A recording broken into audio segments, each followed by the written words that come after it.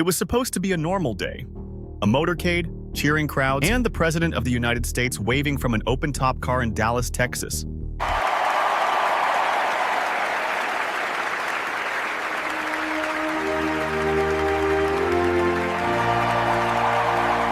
Then, 3 shots rang out, changing history forever.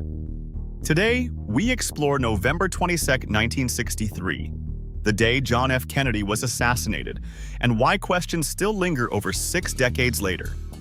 John F. Kennedy was the 35th President of the United States, young, charismatic, and influential.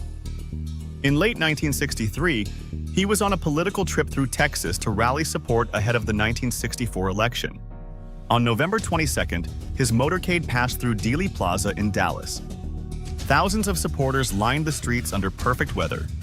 The presidential limousine's roof was left open to greet the crowd, creating an atmosphere charged with excitement and anticipation. At exactly 12:30 p.m., the calm shattered. 3 shots echoed through Dealey Plaza. It looked like any other building, but behind that 6th-floor window, a killer was already. The first 2 struck President Kennedy, and the third hit Texas Governor John Connally, who was also in the car.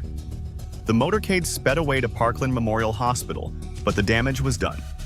President Kennedy was pronounced dead shortly after. This tragic event stunned the nation and the world, marking one of the most defining moments in American history. John F. Kennedy, the 35th President of the United States, was young, charismatic, and full of promise. In late 1963, he embarked on a political trip through Texas to boost support for his 1964 re-election campaign. On November 22nd, his motorcade rolled through Dallas, with thousands gathered to see him. The weather was perfect, and the limousine's roof was left open, setting the stage for what would become a tragic day.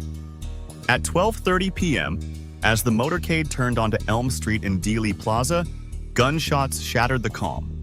President Kennedy was hit twice, once in the upper back and then fatally in the head. First Lady Jackie Kennedy was covered in blood and tried to escape the car. The motorcade rushed to Parkland Memorial Hospital, but it was too late. At 1 p.m., JFK was declared dead at just 46 years old.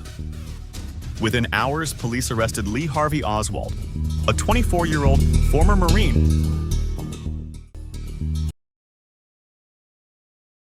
who had defected to the Soviet Union. Oswald worked in the Texas School Book Depository overlooking Dealey Plaza. A rifle was found on the 6th floor, and witnesses pointed to that spot. Oswald denied shooting anyone, calling himself just a patsy. Before he could stand trial, nightclub owner Jack Ruby shot Oswald live on television, silencing the man who might have answered many questions. The Warren Commission concluded Oswald acted alone, but doubts remain. How could one man fire so accurately in seconds? Why did Ruby kill Oswald? Many classified documents fueled suspicion for decades.